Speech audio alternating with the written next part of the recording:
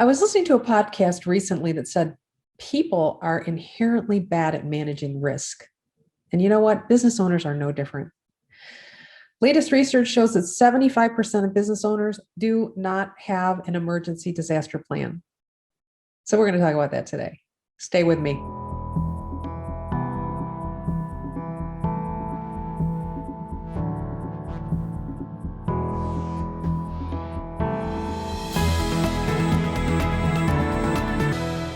I'm here to tell you that all of SBAM's products and services are designed to save you time and money, or offer you a product that may usually be reserved for much larger companies.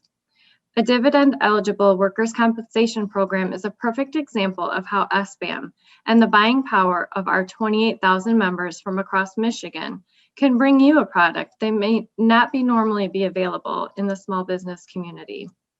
SBAM's Accident Fund Group program provides an upfront premium discount and is dividend eligible. When Accident Funds customers belong to an SBAM group, their business receives several benefits, including 5% upfront savings on their premium, opportunity for those dividend payments based on loss history.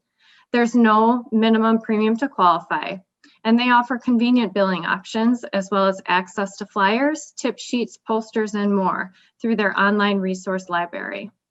We invite you to check out all of our time and money-saving products and services by visiting our website. If you have any questions, please give me a call at 800-362-5461.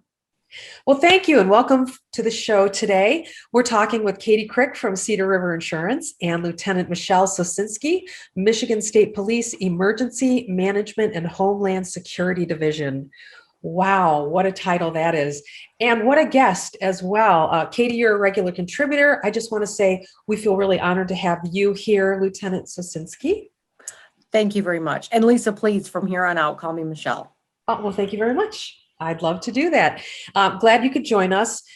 We have had quite a recent future here. Business owners have been dealing with, we came from a roaring economy into a total shutdown.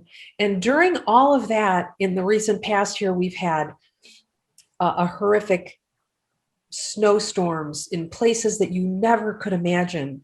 And now we're dealing, of course, with what else happens in the rest of the year. So I thought it would be really timely. I think a lot of business owners are really looking forward to this great economy that we are enjoying again. And it might be a really good time to start to think about accidents, emergencies, hazards, disasters do happen. So this is not something that's going to come at us. This is something that is happened. It's here. It's continuing. And let's put some plans in place this time. Let's not get caught unawares. So let's set the stage here. Michelle, just tell us a little bit about what you think should a business do to prepare for emergencies and disasters. Well, businesses and their staff do face a variety of hazards, some of which you've already talked about, and they happen all the time on an annual basis. There are things that they have to be concerned with that could happen. Things, just natural hazards like floods, hurricanes, tornadoes, earthquakes. We don't get some of those things very often or really ever, but they are still things that have to be on our radar and we have to prepare for them.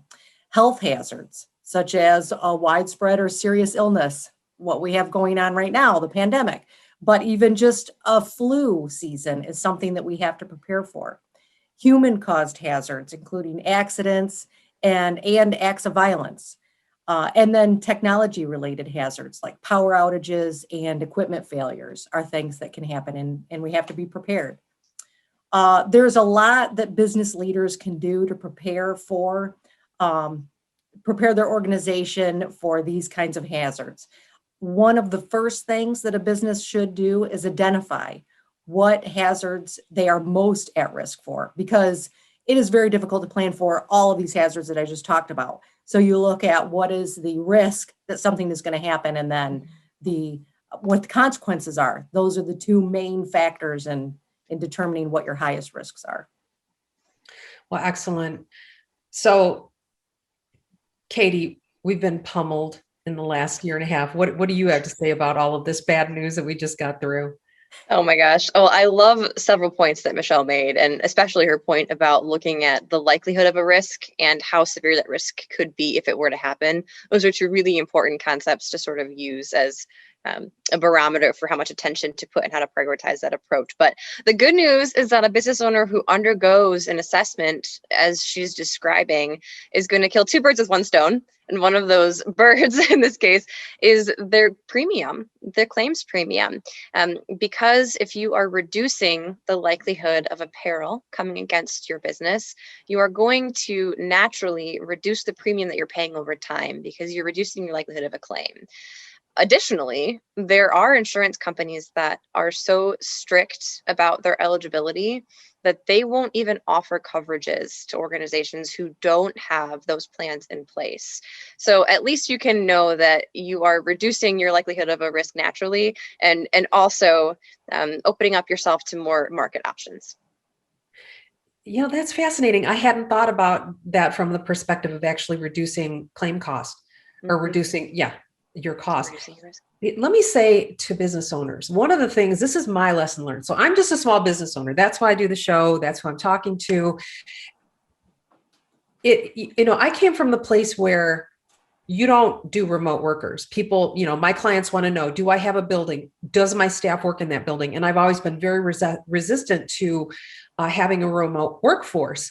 However, now, as we've been remote for so long and everybody's thinking about not being remote, should we be remote? Some employees think it's a benefit. Some think they can't wait to get back to the office.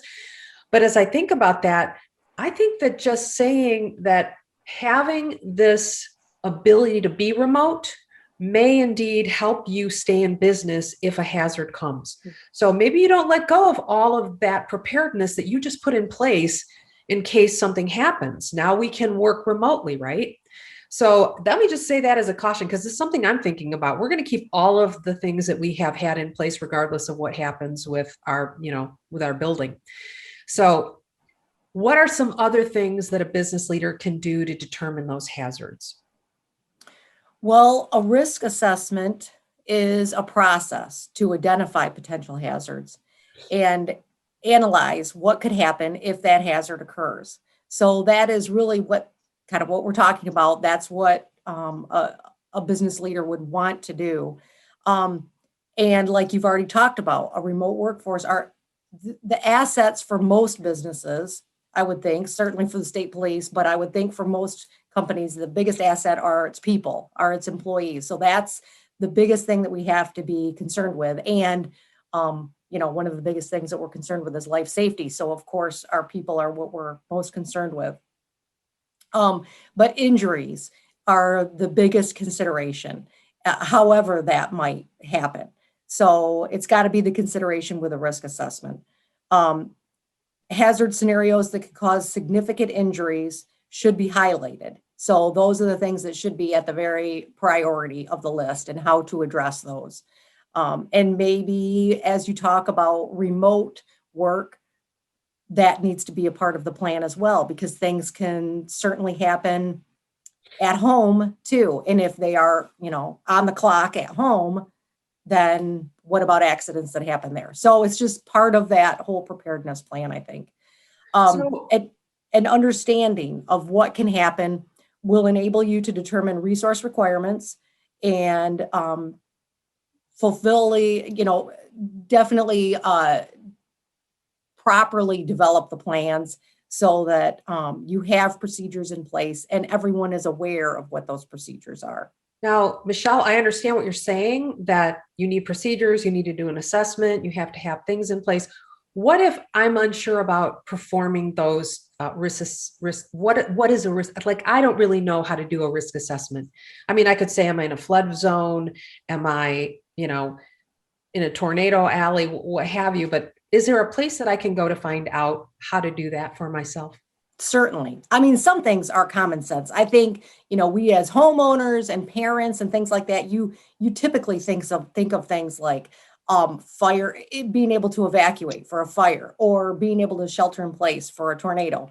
But some specialized resources that I think really get into the detail, the granular detail that you're asking. FEMA, the Federal Emergency Management Agency, has some great tips, and they have some risk assessment tools on their preparedness website, and that is ready.gov/business. So, I mean, they've already laid things out in a template format for businesses to go ahead and take a look at. And I think that that's a great solution for, smaller businesses. If you don't have 2,000 employees, you might be able to do this yourself. Do you think that though, that are there like professional risk assessment companies out there that come in and help you do that? Oh, sure. I'm sure that you know of these small business contractors, but yes, there are. And a lot of times, I mean, honestly, retired law enforcement you can even find them online just by Googling, your area. You would be able to find someone to help you. Or if you as a business owner had a friend in law enforcement, they can give you easily some tips on to get started and maybe even drive you towards this website where, FEMA specializes in this. So that's where that's the quick, easy, and inexpensive way for any company to get started. I did not know about that FEMA website. That's good stuff. Katie, I bet you have more on kind of the who can help part. Like, Sure, I do. what thoughts about adding to this process do you have? I know you work with all different kinds, sizes, shapes, all different kinds of industries. I do. And I feel like this roundtable is such a testament to how important it is to have different experts from different sectors at the table, and just seeing how much overlap there is and how similar we really are at our core. A beauty of doing your insurance portfolio correctly is that during the application process and the underwriting process, you will be taken through these assessments. And consider the fact that aside from yourself as a business owner, there isn't really another partner that has more skin in the game of you not having a loss than your insurance company. Right? Maybe your banker, right? Correct, right? And so at the end of the day, it's the insurance company that financially will absorb the majority of a loss, as much as you can hope, right? And so they have an interest in helping you prevent these things from happening. I do want to make one kind of clarification. When I use the term hazard, I'm talking about it perhaps in a different way than the police would be using it. So in the insurance industry, a peril is the event that causes the loss. So a tornado, an earthquake, a pandemic, those are all perils. And you want to make sure that your insurance policy covers as many perils as you can. When talking about a hazard, though, a hazard is a condition that can create a likelihood of a loss or exacerbate the damage that a loss is.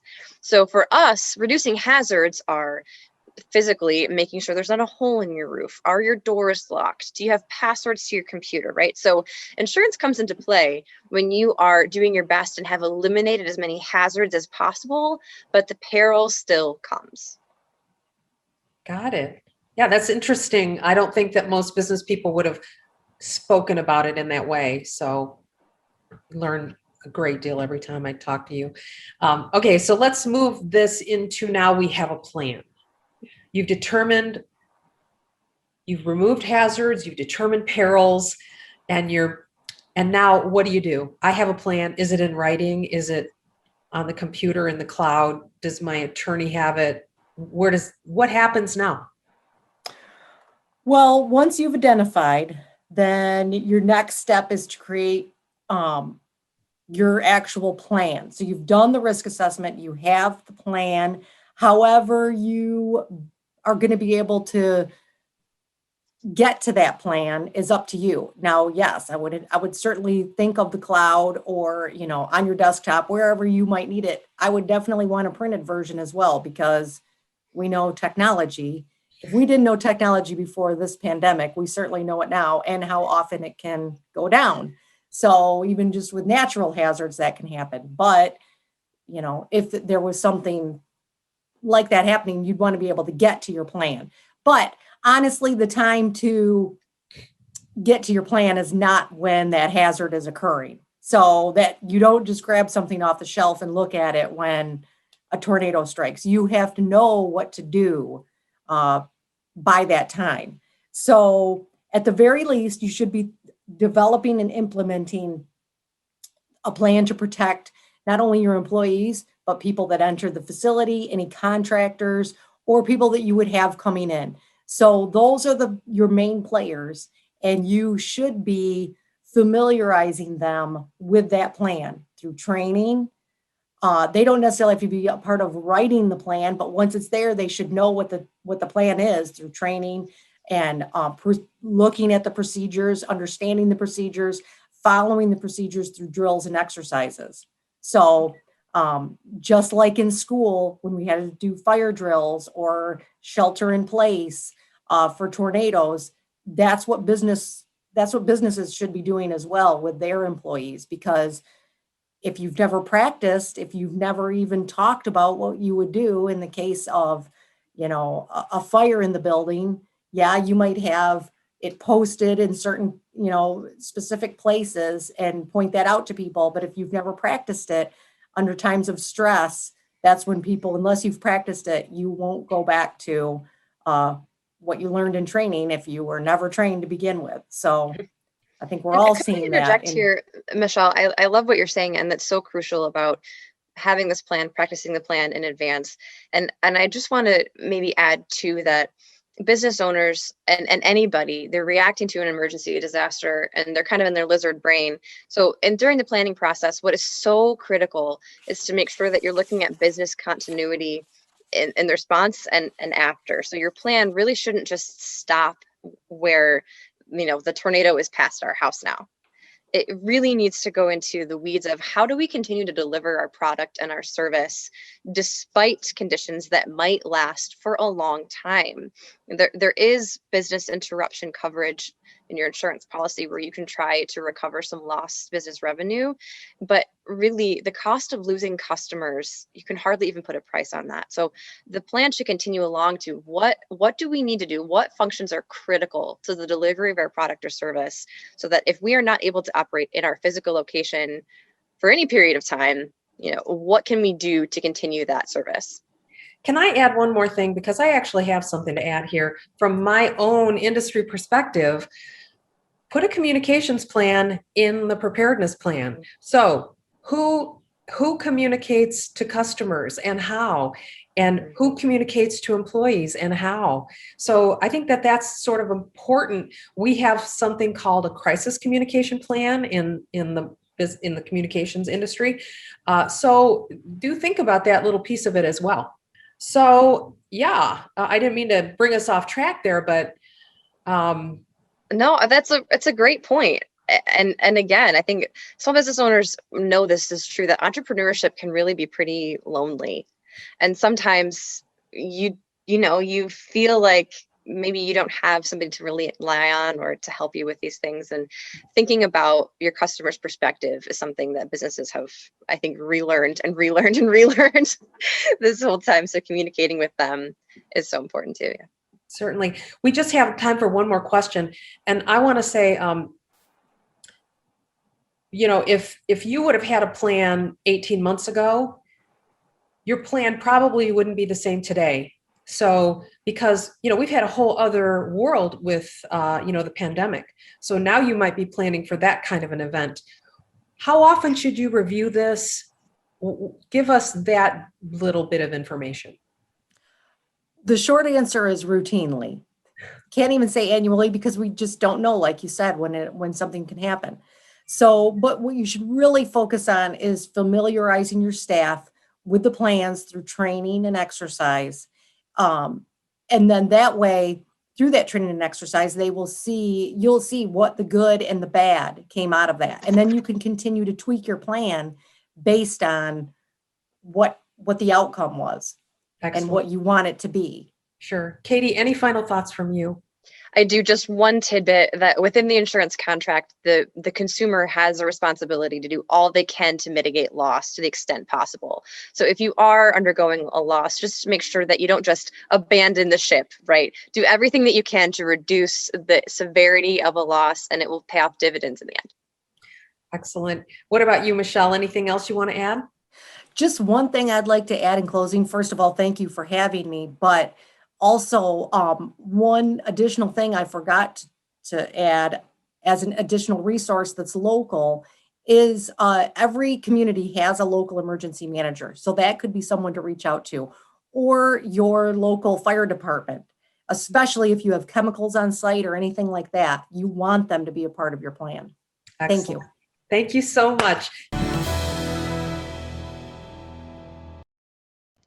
This is Denise Policella with Focus on Legal. Now, the pandemic may have forced remote work on us, but now that we're starting to come out the other side and remote work orders will soon be lifted, it is time for employers to start considering adding remote work into their long-term planning and practice. This is because we need objective criteria from which to work as business owners so that we don't inadvertently suffer from unintended legal actions based on subjective decisions we may be tempted to make right now based on who's currently working from home and not who should be working from the place of business. The first thing you want to do is add an objective definition of remote work to your employee handbook. Now, I don't generally recommend changes to employee handbooks ever. I believe they are very static documents that should be rarely amended. However, in this circumstance, I do believe it's important to add an objective definition of remote work in there for all of your employees to see and read and reference, because this is a change to the terms and conditions of employment. Second, you should be sitting down and objectively considering which positions, not people, are required to work from your place of business. In-person work is an essential job function that should be included in every job description where it is required. This will allow you to have objective conversations with employees and be transparent about who has to work from the office and who does not. As far as who has to work from the office, anybody that was coming to the office regularly pre-pandemic with no problems should not have any problems coming to the workplace post-pandemic every day. Now, it may have become a convenience and a benefit to not only your employees, but for you. And if that is the case, and you see the remote work or hybrid workplace as a benefit to you as well, either through morale, cost savings, productivity, or whatever, then by all means include it as a benefit in the benefits section of your employee handbook. But be clear to your employees that it is not a right. It is a benefit that can be removed by you for business necessity in the future. Remember, objectivity in deed and policy is the key here, and always consult a qualified Michigan employment attorney. Focus on Law, brought to you by Pochella and Associates, PLLC. Hi, I'm Katie from Cedar River Insurance. At this point, I think that business owners, decision makers across all organizations are pretty tired of hearing about the reality of cybersecurity. And I hate to beat a dead horse, but the piece of cyber insurance is so crucial. You need to make sure that your organization has a solid cyber insurance strategy. Cyber insurance is not just laden within your business owner's policy. You need to seek out cyber insurance, and there are several layers that you want to make sure you're looking for. Especially one, if you are a cloud-based business or use the cloud at all, there are real limitations to the amount of insurance available to protect you if the cloud has been compromised. So make sure you're addressing that within your strategy. You might also think that because you don't host or retain customer PII that you don't need good cybersecurity insurance, but think about how your business uses technology. If your systems are locked and you can't process customer payments for a day, 2 days, 3 days, a week, what kind of lost revenue are you looking at? This is an area that good cybersecurity insurance can address too. Also, the cost of data reconstitution. So think about, even if you have a good backup, it's possible to lose upwards of 20% of your company's data if you have a cyber attack. So there's tremendous cost associated with reconstituting data. And your cyber insurance strategy is a huge part of making sure that you're financially solvent again. Also, realize that your cyber insurance company has a real vested interest in minimizing the amount of loss that you sustain. So, as soon as you're hit with a cyber attack, your insurance company is one of the first partners you want to bring in, because they are the ones who are going to have lines of communication to pay hackers if that's the case, but also bring in experts to mitigate the loss that you're sustaining. So, don't neglect the cyber insurance piece of your total insurance strategy. I'm Katie with Cedar River Insurance. Thanks. Focus on Insurance, brought to you by Cedar River Insurance.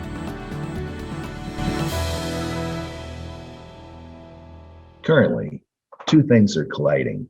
First, it's income tax time, and secondly, cryptocurrency values have literally gone through the roof. And because of that, the IRS is taking a look at this situation far more seriously than ever, and it wants to collect its due. Recently it required an exchange to provide the data on more than 14,000 of its customers' activity. And it's warned taxpayers that if you've been involved in crypto, you better take a look at your returns and amend them to properly reflect your transactions. It said too that it's using advanced analytics now to take a look at your returns, bank transactions, and sources of other information, because it intends to stay on top of this and collect its due. But making sure that you have the information that you need to make sure that you're not overtaxed is another story, because unlike banks and brokerage firms that keep vital information for you and provide that to you, those entities that are involved in cryptocurrency exchanging and trading are not universally obligated to track or provide that transactional information to you. And nonetheless, this is exactly what you need to make sure you're not overtaxed. And if you don't have it, guess what?